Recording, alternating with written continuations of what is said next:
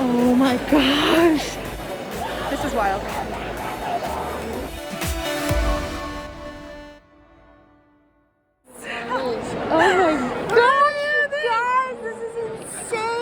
Okay, they are going in completely blind. I have no context. None of them, no. they know nothing. Nothing. They know absolutely nothing. I have no context. I don't know the names. I didn't know the names of the characters. Nothing. We were going and like in the middle of, or no, right before I'm Not That Girl, Mary was like, I ship them. And She was like, I ship it. Yeah.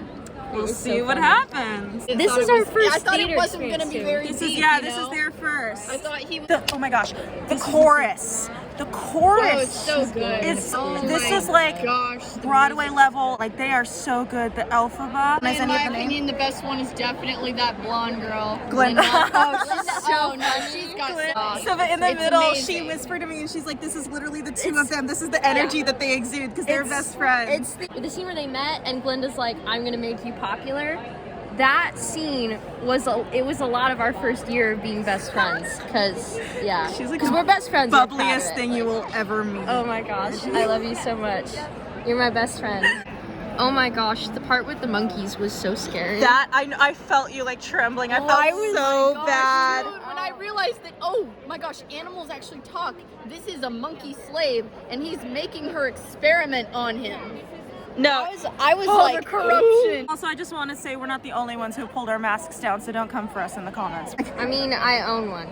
We all have masks. Do it again. Strike a pose, girl. Oh yeah. Look at. damn, Oh she yeah. can't see that half of her face. She's not hiding ugliness under there, folks. No. I got this beautiful scarf today. Josie gifted it to me, and then I'm like, I am 90% sure that there's sunflowers at some point in the show. I'm a really bad theater kid. Okay. I'm pretty sure. Okay. So, and if not, golden for Glenda and green for Elphaba. Look at this glory. We have an artist in our midst, people. Hold still. So we have Padme right here. There's Luke and Leia. There's the Fulcrum. There's the Rebellion. Here we go.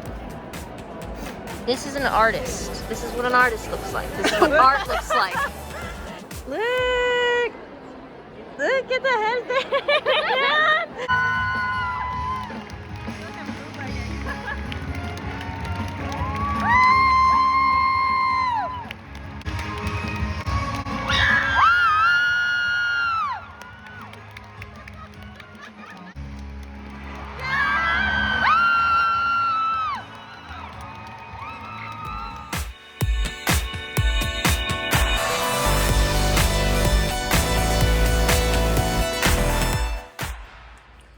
We did it! So I paid a little extra to go seat in the orchestra a little bit closer. I'm so glad we did, because I've only seen 2 equity shows, which are, for those of you who don't know what equity is, basically like professional Broadway level shows, if not, you know, on Broadway. It's union shows with an acting union. So I've seen 2 shows, union. I saw Into the Woods at the Hollywood Bowl, and I also saw Anastasia at the Segerstrom. Both times I got tickets for under $30, which was fantastic, but it was very far away. Well, especially the Hollywood Bowl. Like, if you guys have never seen the Hollywood Bowl, it's massive. It is just the biggest freaking thing ever. I definitely wanted to splurge and pay extra so we could have good seating, but it was such a nice venue, honestly. I mean, I loved it. It was in a good location and the staff was super friendly. So let's talk about the show. Oh my gosh. I love seeing like different interpretations of popular characters, especially like my guilty pleasures are Wicked and Phantom of the Opera. So seeing it live and seeing these actors and actresses, how they brought it to life in their own interpretations, and oh my gosh, it was so good. Glinda was Allison Bailey, which she was so good. She was funny. She was blonde. My friends were just cracking up. I mean, I knew it. I knew they loved Glinda. Glinda is just such a lovable, fun, layered character. Oh man, the Defying Gravity. The Defying Gravity was so good. And I've kind of gotten over Defying Gravity. It's so overdone. Seeing it live, you can't even compare seeing Defying Gravity live. Talia. I can't remember the freaking name. Talia's Elphaba was so good. Her singing, her voice was so crisp and healthy. Those belts, like, I mean, that woman was powerful. And I was just like, Josie and I were sitting next to each other. We're just like holding on to each other. It's like, oh my gosh. And she kept looking at me because I was like seeing it for the first time. I was just like, oh my gosh, like it's coming. No good deed is coming. And she kept looking at me and I'm like, look at the stage. Look, it's happening right in front of you. That chorus was so good. Like unreal good. Especially Dancing Through Life.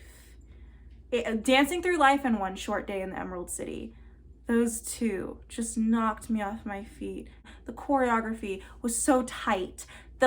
Everybody's vocals were so healthy. And especially being on tour, that always blows my mind. Because not only are you going through just the pure insanity of doing 8 shows a week, which I don't know if they're doing 8 shows on tour, but anyway, they're doing a good amount of shows a week. And I went to go see an evening performance. They had already done a matinee. They had already done this show earlier in the day. And they still were just at their prime. And they were so healthy and so good. And it's just amazing. I did ensemble for 2 community theater plays. And so I have like a very special place in my heart for ensemble and watching the ensemble. Because the thing is that they have a lot of freedom, more than the leads do, to do whatever they want to do. Like they can talk as long as they're not like, you don't catch it on the mics. So I loved watching them like have little discussions on the stage and improv things and, you know, react. And it's such a great time. This is the best of the best. This is what's so incredible about touring companies, is they are bringing Broadway level to your hometown. It's an art form that I just can never get enough of, and these people put their heart and soul into these performances. Wow, it's just to be able to see that live, to be able to perform like that be your job. It's difficult. I'm not gonna say I know it's difficult because I've never had experience, but like I know it's hard. You have vocal damage and you have days when you are exhausted. You have days when you're sick. You have days when the set breaks and maybe you didn't improv quick enough and the audience caught on, or they laughed when they weren't supposed to laugh. It's so much blood and sweat and tears, but you can tell every single one of the people on that stage were so happy to be there and loved doing what they do. I just was so happy. This is just something I love so deeply, and I would be honored if I could do one day. But it's like you see something like that and you see how good they are. Because my dream would I'd love to do tour as well, but it's like you see those performances, it's like, yeah, I am never going to be on that level. Man, Wicked's one of those shows you've got to see live. I mean, most shows you really just can't compare, but the caliber of the set design and just like seeing that freaking dragon head over the screen,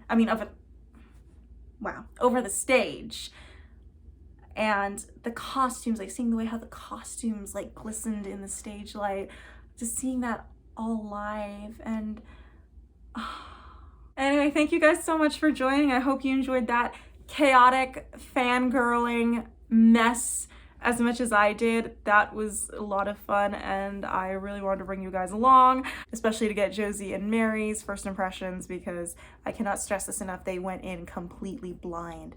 They had no idea of anything. That was so much fun. That was such a treat to be able to introduce them. Thank you so much for coming. I hope you all enjoyed. Please be sure to like, comment, subscribe, all that jazz. It really helps me out a lot, and I will see you in the next vlog.